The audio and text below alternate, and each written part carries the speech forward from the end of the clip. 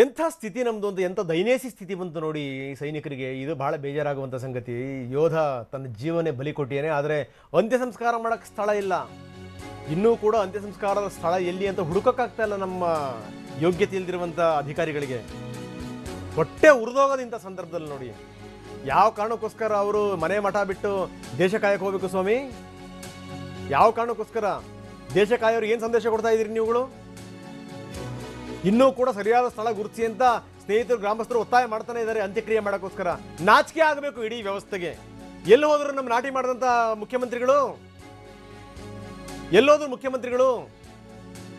ಎಲ್ಲಿ ಪುಟ್ಟರಾಜು ಎಲ್ಲೋದ್ರು ಅಲ್ಲಿನ ಸ್ಥಳೀಯ ನಾಯಕರು ಮತ್ತೆ ಮಂತ್ರಿಗಳು? ಸಾರಾ ಮಹೇಶ್ ಎಲ್ಲೋದ್ರಿ? ಸಾರಾ ಮಹೇಶ್ ಅವರೇ ಎಲ್ಲೋದ್ರಿ? ಒಬ್ಬ ಜೀವ ಕೊಟ್ಟಿರುವಂತ ಒಬ್ಬ ಸೈನಿಕನನ್ನ ಎಲ್ಲಿ ಹೂಳಬೇಕು ಅನ್ನೋದ್ರ ಬಗ್ಗೆ ಗೊಂದಲ ಇದೆ. ಏನ್ ಮಾಡ್ತಾ ಇದ್ದೀರಿ ನೀವು ಕೂತ್ಕೊಂಡು ನಾಯಕರುಗಳು? ಹಿಂಡು ದಂಡು ಕಟ್ಕೊಂಡು ಹೋದಂತ ಬಿಜೆಪಿ ನಾಯಕರುಗಳು ಎಲ್ಲಿ ಹೋದ್ರಿ? ಸಮ್ಮಿಶ್ರ ಸರ್ಕಾರದ ಪಾಲುದಾರ ಪಕ್ಷ ಕಾಂಗ್ರೆಸ್ಸಿನ ಮಹಾನ್ ನಾಯಕರು ಎಲ್ಲೋದ್ರಿ? ಹುಡುಕ್ಬೇಕಾ? ಟಿವಿಲಿ ಹಾಕ್ಬೇಕಾ ನಿಮ್ಮನ್ನ ಹುಡುಕೊಡಿ ಅಂತ? ಮುಖ್ಯಮಂತ್ರಿಗಳೇ ದಯವಿಟ್ಟು ಕೇಳಿಸ್ಕೊಳ್ಳಿ, ಒಂದು ಕರೆ. ಇಂಥ ಸಂದರ್ಭದಲ್ಲಿ ಮೌನವಾಗಿ ಕುತ್ಕೋಬೇಡಿ ನೀವು. ಆಯ್ತು, ನಿಮಗೆ 108 ಜಂಜಾಟಗಳಿದೆ, ಇರಲಿ. ಒಂದು ಕರೆ ಮಾಡಿ. ಏನ್ರಿ ಅಷ್ಟೊಂದೆಲ್ಲ ನಿಭಾಯಿಸ್ತೀರಿ? ಅದು ಅಷ್ಟೊಂದೆಲ್ಲ ಒದ್ದಾಡ್ತಾ ಇದ್ದೀರಿ, ಇಂಥದ್ದೊಂದು ಸ್ಥಳದಲ್ಲಿ ಮಾಡಿ ಅಂತ ನೀವು ನಿರ್ದೇಶನ ಕೊಡಿ. ನೀವು ಪುಟ್ಟರಾಜು ಅವರು ಬಹಳಷ್ಟು ಸಂದರ್ಭಗಳಲ್ಲಿ ಏನಾದರೂ ಡೆವಲಪ್ಮೆಂಟ್ ಆದ ಸಂದರ್ಭದಲ್ಲಿ ಭಾಳ ಸ್ಪಂದಿಸ್ತಾರೆ. ಎಲ್ಲೋದ್ರಿ ಪುಟ್ಟರಾಜು ಅವ್ರಿ ನೀವು? ಎಲ್ಲಿ ಕಾಣೆ ಆದ್ರಿ? ಸಾರಾ ಮಹೇಶ್ ಅವರೇ ಎಲ್ಲೋದ್ರಿ ತಾವು? ಉದ್ದುದ್ದ ಭಾಷಣ ಬಿಗಿಯುವಂಥವ್ರು, ಈಗ ಹೋಗಿ ಮುಸಳೆ ಕಣ್ಣೀರು ಸುರಿಸುವಂಥ ನಾಯಕರುಗಳು, ಮಹಾನ್ ನಾಯಕರುಗಳು, ಬಿಜೆಪಿ ನಾಯಕರುಗಳು ಎಲ್ಲಿ ಕಾಣೆ ಆದ್ರಿ? ಎಲ್ಲಿ ಅಡಗಿ ಕೂತ್ಕೊಂಡ್ರಿ? ಕಾಂಗ್ರೆಸ್ ನಾಯಕರುಗಳು ಯಾಕೆ ಬಾಯಿ ಮುಚ್ಕೊಂಡಿದ್ದೀರಿ? ನಿಮಗೆ ಏನಾದರೂ ಸ್ವಲ್ಪ ಜವಾಬ್ದಾರಿ ಇಲ್ವಾ ನಿಮಗೆ?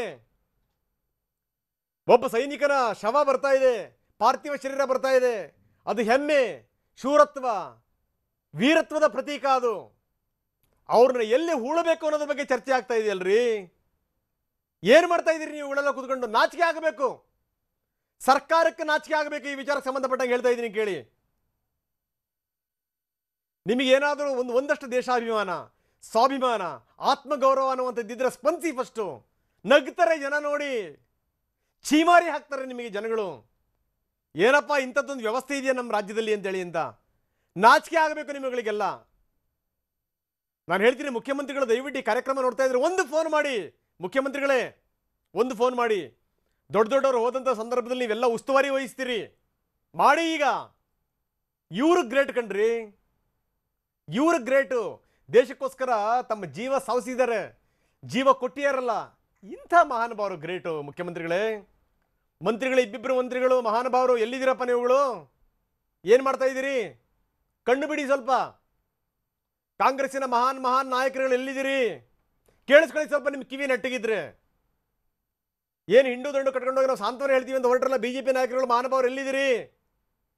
ನಿಮಗೇನಾದರೂ ಒಂದಷ್ಟು ಮೈ ಮನಸ್ಸುಗಳಲ್ಲಿ ಜಾಗೃತಿತನ ಇತ್ತು ಅಂತಂದ್ರೆ ಕೇಳಿಸ್ಕೊಳ್ಳಿ ಈ ಮಾತುಗಳನ್ನ. ನಾಚಿಕೆ ಆಗಬೇಕು. ಶೇಮ್, ಶೇಮ್ ಇದು.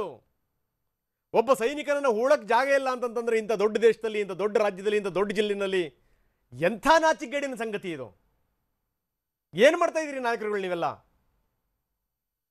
ವೆರಿ ಶೇಮ್ ಇದು, ನಾಚಿಕೆಗೇಡಿನ ಸಂಗತಿ ಇದು. ಅಂತ್ಯಕ್ರಿಯೆಗೆ ಜಾಗ ಪರಿಶೀಲನೆ ಅಂತೆ ಇನ್ನೂ. ನಿಮಗೆಲ್ಲ ನಾಚಿಕೆ ಆಗೋದು ಬೇಡವಾ? ಏನು ಸಂದೇಶ ಕೊಡ್ತೀರಿ ನೀವು ನಾಳೆ ದೇಶ ಕಾಯೋರಿಗೆ? ನಮ್ಮ ಮಕ್ಕಳು ಮನೆ ಕಳಿಸ್ತಾ ಇದೀವ ನಾವು ದೇಶ ಕಾಯಕ್ಕೆ ಹೋಗಿ ಅಂತ? ಅಷ್ಟು ಯೋಗ್ಯತೆ ನಮ್ಮಗಳಿಗಿದೆಯಾ ಕಳಿಸೋಷ್ಟು? ನಮ್ಮ ಮಕ್ಕಳುಗಳು ಭಾಳ ಬೆಚ್ಚಗಿರಬೇಕು, ಭಾಳ ಚೆನ್ನಾಗಿ ಓದಬೇಕು, ದೊಡ್ಡ VIP ಗಳಾಗಬೇಕು. ಈ ಥರದ ಹುಮ್ಮತನದಲ್ಲಿ ನಾವು ಬದುಕ್ತಾ ಇದ್ದೀವಿ, ಹುಚ್ಚತನದಲ್ಲಿ ಬದುಕ್ತಾ ಇದ್ದೀವಿ. ಇವತ್ತು ನಾವು ಹಿಂಗಿದ್ದೀವಿ, ಆರಾಮಾಗಿದ್ದೀವಿ ಅಂತಂದರೆ ಕಾರಣ ಸೈನಿಕರು. ಇನ್ನೂ ಜಾಗ ಹುಡುಕ್ತಾರಂತೆ. ಯಾರು ನಿಮ್ಮ ಹತ್ತಿರದ ಬಂಧುಗಳು ಯಾರಾದರೂ ನೆಗೆದು ಬಿದ್ದೋಗಿದ್ರೆ ಹಿಂಗೆ ಜಾಗ ಹುಡುಕ್ತಾ ಇದ್ರಿ ನೀವುಗಳು? ಇಲ್ಲ, ಎಲ್ಲ ಜಮಾಯಿಸಿ ಬಿಡ್ತಿದ್ದೀರಿ ಹೆಂಗನೇ.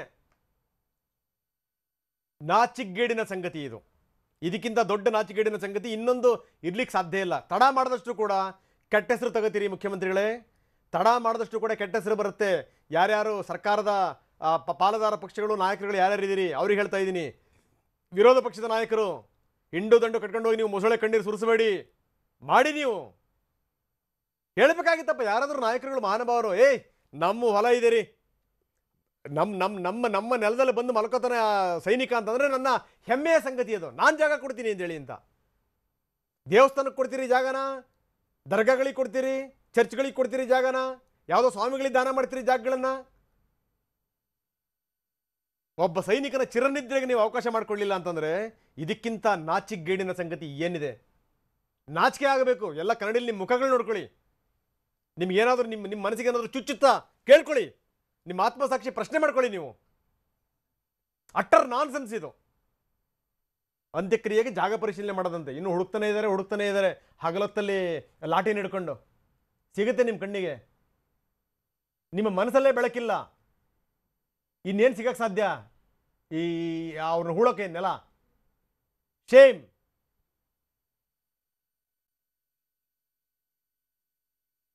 ಬನ್ನಿ ಇದ್ರ ಬಗ್ಗೆ ಹೆಚ್ಚಿನ ಮಾಹಿತಿನ ಪಡೆಯೋಣ. ನಮ್ಮ ಪ್ರತಿನಿಧಿ ರವಿ ಲಾಲಿಪಾಳ್ಯ ಈಗ ನಮ್ಮೊಂದಿಗೆ ದೂರವಾಣಿ ಸಂಪರ್ಕದಲ್ಲಿದ್ದಾರೆ. ರವಿ, ಬಹಳ ಅವಮಾನಕರ ಸಂಗತಿ ಇದು. ಇದಕ್ಕಿಂತ ಅಸಡ್ಡೆಯ ಸಂಗತಿ ಇನ್ನೊಂದಿರಲಿಕ್ಕಿಲ್ಲ. ಒಬ್ಬ ದೇಶದ ಯೋಧ ನಾಳಿನ ನಮ್ಮ ದಿನಗಳಿಗೋಸ್ಕರ ಇವತ್ತು ತನ್ನ ಜೀವವನ್ನು ಬಲಿ ಕೊಟ್ಟಿರುವಂಥ ಒಬ್ಬ ಯೋಧನನ್ನ ಹೂಳೋಕೆ ನಮಗೆ ಯೋಗ್ಯತೆ ಇಲ್ಲ ಅಂತಂತಂದ್ರೆ, ರವಿ ಏನು ಮಾಡ್ತಾ ಇದ್ದಾರೆ ಅಲ್ಲಿ ನಾಯಕರು ಕೂತ್ಕೊಂಡು? ಏನು ಮಾಡ್ತಾ ಇದ್ದಾರೆ ಅಲ್ಲಿ? ಖಂಡಿತವಾಗ್ಲೂ ರಂಗನಾಥ್, ತಾವ್ ಹೇಳ್ದಾಗ ಇದು ನಿಜಕ್ಕೂ ನಾಚಿಕೆಗೇಡಿನ ಸಂಗತಿ ಅಂತ ಹೇಳ್ಬೋದು. ಏನು ಯೋಧ ಮೃತಪಟ್ಟಿದ್ದಾರೆ, ಏನು ಹುತಾತ್ಮರಾಗಿದ್ದಾರೆ, ಅವರ ಒಂದು ಅಂತ್ಯಕ್ರಿಯೆ ಎಲ್ಲಿ ಮಾಡ್ಬೇಕು ಅಂತಕ್ಕಂಥದ್ದು ಈಗ ಬೆಳಿಗ್ಗೆಯಿಂದನೂ ಕೂಡ ಸಾಕಷ್ಟು ಚರ್ಚೆಗೆ ಗ್ರಾಸ ಆಗಿರ್ತಕ್ಕಂಥ ವಿಚಾರ. ಹೀಗಾಗಿನೇ ಮಂಡ್ಯ ಜಿಲ್ಲಾಧಿಕಾರಿಗಳು ಮತ್ತೆ ಮಂಡ್ಯ SP ಅವರೆಲ್ಲರೂ ಕೂಡ ಬಂದು ಮಂಡ್ಯನಂದ್ರೆ ಇವ್ರ ಕಾಲೋನಿ ಏನಿದೆ ಇಲ್ಲಿಂದ ಗುಡಿಗೆರೆ ಅಂತ ಹೇಳಿದೆ, ಅಲ್ಲಿ ಏನು ಎಳ್ನೀರ್ ಮಾರ್ಕೆಟ್ ಅಂತ ಹೇಳಿದೆ, ಇಲ್ಲಿ ಅಂದ್ರೆ ಅವ್ರ ಮನೆ ಏನಿದೆ ಅಲ್ಲಿಂದ ಸುಮಾರು 1.5 ಇಂದ 2 ಕಿಲೋಮೀಟರ್ ದೂರ ಇರ್ತಕ್ಕಂಥದ್ದು. ಅಲ್ಲಿ ಒಂದು ಸ್ಮಶಾನದಲ್ಲಿ ಸುಮಾರು 1.5 ಎಕರೆ ಜಾಗ ಇದೆ, ಅಲ್ಲಿ ಮಾಡೋಣ ಚೆನ್ನಾಗಿರುತ್ತೆ ಅಂತ ಹೇಳಿ ಇವರೆಲ್ಲರೂ ಕೂಡ ನಿರ್ಧಾರ ಮಾಡ್ಕೊಂಡಿದ್ದಾರೆ. ಆದ್ರೆ ಸರ್ಕಾರದ ಮತ್ತೆ ಜಿಲ್ಲಾಡಳಿತದ ಈ ನಿರ್ಧಾರದ ವಿರುದ್ಧ ಅವ್ರ ಸಂಬಂಧಿಕರು ಮತ್ತೆ ಸ್ನೇಹಿತರು ಸಾಕಷ್ಟು ಆಕ್ರೋಶವನ್ನ ವ್ಯಕ್ತಪಡಿಸ್ತಾ ಇದ್ದಾರೆ. ಯಾಕೆಂದ್ರೆ ಒಬ್ಬ ದೇಶಕ್ಕಾಗಿ ಏನು ಹುತಾತ್ಮರಾಗಿರ್ತಕ್ಕಂಥ ಯೋಧನ್ನ ಈ ರೀತಿ ಯಾವ್ದೋ ಒಂದು ಇಂಟೀರಿಯಲ್ ಆಗಿ ಯಾರಿಗೂ ಕಾಣದೇ ಇರೋ ರೀತಿಯಲ್ಲಿ ಅಂತ್ಯ ಸಂಸ್ಕಾರ ಮಾಡ್ತಕ್ಕಂಥದ್ದು ಏನಿದೆ, ಅವ್ರಿಗೆ ಸ್ವಂತ ಭೂಮಿ ಅಂತಕ್ಕಂಥದ್ದು ಇಲ್ಲ. ಹೀಗಾಗಿ ಯಾರ್ಯಾರೋ ಸತ್ರ ಅವರ ಹುತಾತ್ಮ ಅನ್ನೋ ರೀತಿಯಲ್ಲಿ ಭಾರಿ ಏನು ಬೆಂಬಲ ವ್ಯಕ್ತಪಡಿಸಿ ಅವ್ರಿಗೆ ಸಾಕಷ್ಟು ಏನು ಇಲ್ದೇ ಮಾಡ್ತೀರಿ. ಆದ್ರೆ ದೇಶಕ್ಕಾಗಿ ಏನು ಹುತಾತ್ಮರಾಗಿರ್ತಕ್ಕಂಥ ಒಬ್ಬ ಯೋಧನ್ಗೆ ಸರಿಯಾದ ರೀತಿಯಲ್ಲಿ ಅಂತ್ಯ ಸಂಸ್ಕಾರ ಮಾಡ್ಬೇಕು ಅನ್ನೋ ನಿಟ್ಟಿನಲ್ಲಿ ಒತ್ತಾಯವನ್ನ ಮಾಡ್ತಾ ಇದ್ದಾರೆ. ಹೀಗಾಗಿ ಏನು ಗುರುತು ಮಾಡಿದ್ದಾರೆ, ಅಲ್ಲಿ ಏನು ಸ್ಮಶಾನದ ಬಳಿ ಅವ್ರನ್ನ ಅಂತ್ಯಕ್ರಿಯೆ ಮಾಡ್ಲಿಕ್ಕೆ ಬಿಡೋದಿಲ್ಲ ನಾವು ಯಾವುದೇ ಕಾರಣಕ್ಕೂ. ಯಾಕೆಂದ್ರೆ ಏನು ಹುತಾತ್ಮ ಆಗಿರ್ತಕ್ಕಂಥ ಯೋಧನ ಸಾಧನೆಗಳು ಮತ್ತೆ ಅವರ ದೇಶಭಕ್ತಿನ ಜನಗಳಿಗೆ ತಿಳಿಬೇಕು, 4 ಜನಕ್ಕೆ ಗೊತ್ತಾಗೋ ನಿಟ್ಟಿನಲ್ಲಿ ಅವರು ಒಂದು ಏನು ಬೆಂಗಳೂರು ಮೈಸೂರು ಸಚಿವ ಪುಟ್ಟರಾಜು ಈಗ ನಮ್ಮೊಂದಿಗೆ ದೂರವಾಣಿ ಸಂಪರ್ಕದಲ್ಲಿದ್ದಾರೆ. ಪುಟ್ಟರಾಜು ಅವ್ರ ಬಗ್ಗೆ ನಾನು ಆಗ್ತಾನೆ ಹೇಳಿದೆ, ಏನಾದರೂ ಸಂದರ್ಭಗಳು ಬಂದಂಥ ಸಂದರ್ಭದಲ್ಲಿ ತಾವೇ ನಿಂತ ಎಲ್ಲದನ್ನು ಕೂಡ ನಿಭಾಯಿಸುವಂಥ ವ್ಯಕ್ತಿ ಅಂತ. ಆದರೆ ಪುಟ್ಟರಾಜು ಇಲ್ಲಿ ತನಕ ಯಾಕೆ ನಿಧಾನ ವಹಿಸ್ತಾ ಇದ್ದಾರೆ ಅನ್ನೋದ್ರ ಬಗ್ಗೆ ನಮಗೆ ಬಹಳ ಅಸಮಾಧಾನ ಇದೆ. ಈ ಅಸಮಾಧಾನವನ್ನು ನೇರವಾಗಿ ಪುಟ್ಟರಾಜು ಅವರ ಬಳಿನಲ್ಲೇ ಕೇಳ್ತಾ ಇದ್ದೀನಿ. ಮಂತ್ರಿಗಳೇ, ನನ್ನ ಧ್ವನಿ ಕೇಳ್ತಾ ಇದೆಯಾ? ಕೇಳ್ತಾ ಇದೆ, ಹೇಳಿ ಸರ್. ನಾನು ಮಾತಾಡ್ತಾ ಇದ್ದೆ ಇಲ್ಲಿ ತನಕ. ನಮಗೆ ಹೆಂಗ್ ಗೊತ್ತಾ, ಒಬ್ಬ ಸೈನಿಕನ ಒಂದು ಶವವನ್ನು ಹೂಳಕ್ಕೆ ನಾವು ಇನ್ನು ಜಾಗ ಹುಡುಕ್ತಾ ಇದೀವಿ ಅಂತಂದ್ರೆ ಮಂತ್ರಿಗಳೇ, ಏನ್ರಿ ಇದು ಅವಮಾನ ಅಲ್ವೇನ್ರಿ? ಸರ್, ಜಾಗದ್ದೆಲ್ಲ ಕ್ಲಿಯರ್ ಆಗಿದೆ. ಸ್ಪಷ್ಟವಾಗಿ ಮುಖ್ಯಮಂತ್ರಿಗಳೇ ಸೂಚನೆ ಕೊಟ್ಟು DC ಅವ್ರನ್ನ ಸ್ಪಾಟಕ್ಕೆ ಕಳಿಸಿ ಎಲ್ಲಾ ರೀತಿ ವ್ಯವಸ್ಥೆ ನಾವು ಮಾಡ್ಕೊಂಡಿದೀವಿ. ನಾನು ಬೆಂಗಳೂರಿನಲ್ಲಿ ಇಲ್ಲಿ ನಮ್ಮ ರಾಜ್ಯ ಮಟ್ಟದ ಅಧಿಕಾರಿಗಳನ್ನ ಕೋರ್ಡಿನೇಟ್ ಮಾಡಿ ಅಲ್ಲಿಂದ ಯಾವಾಗ ಬಾಡಿ ತರಿಸಿಕ್ ಆಗುತ್ತೆ ಡೆಲ್ಲಿಯಿಂದ ಅಂತಕ್ಕಂಥದನ್ನ ಕೋರ್ಡಿನೇಟ್ ಮಾಡ್ತಾ ಇದೀವಿ.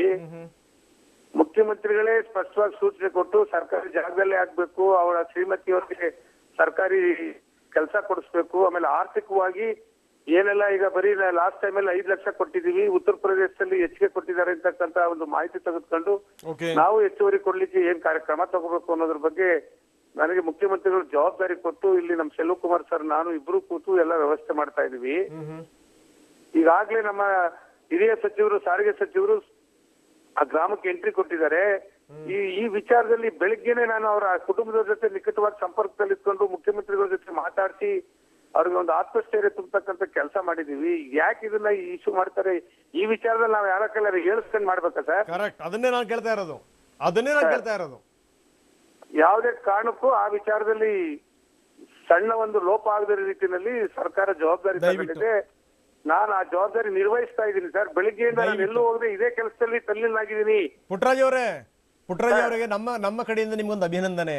ನಾನು ಕಳೆದ ಬಾರಿ ನಿಮಗೆ ಜ್ಞಾಪಕ ಇದೆ, ನೀವು ಸರಿಯಾದಂತ ಕೆಲಸ ಮಾಡಿದಂತ ಸಂದರ್ಭದಲ್ಲಿ ಎಂದೂ ಬಿಟ್ಕೊಟ್ಟಿಲ್ಲ, ತಪ್ಪು ಮಾಡಿದಂತ ಸಂದರ್ಭದಲ್ಲಿ ನಾವು ಎಂದೂ ಹೋಗಲಿಲ್ಲ, ನಿಮ್ಗೆ ಗೊತ್ತಿರುವಂತ ನಾನು ಒಂದು ಪುಟ್ಟರಾಜು ಅವರು ಒಂದು ಜ್ಞಾಪಿಸ್ಬಿಡ್ತೀನಿ, ಯಾಕಂದ್ರೆ ರಾಜ್ಯದ ಜನ ನೋಡ್ತಾ ಇರ್ತಾರೆ, ಅವ್ರಿಗೆ ಅರ್ಥ ಆಗಬೇಕು.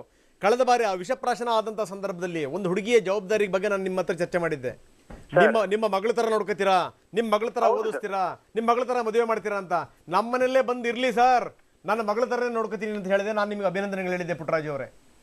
ಅದೇ ನಿರೀಕ್ಷೆ ಇದೆ. ಬೇರೆಯವ್ರು ಯಾರು ಫೇಲ್ ಆದ್ರೂ ಕೂಡ ನೀವು ಫೇಲ್ ಆಗ್ಬಿಡಿ, ಸಹಿಸ್ಕೊಳಕ್ ಆಗಲ್ಲ ನಮಗೆ. ಯಾವ ಕ್ವಶನ್ ಇಲ್ಲ ಸರ್, ಯಾವ್ದೇ ಕಾರಣಕ್ಕೂ ನಾನು ಇಲ್ಲಿ ಏನ್ ಕೆಲಸನೇ ಮಾಡ್ತಾ ಇಲ್ಲ ಇದ್ರ ಬಗ್ಗೆನೆ.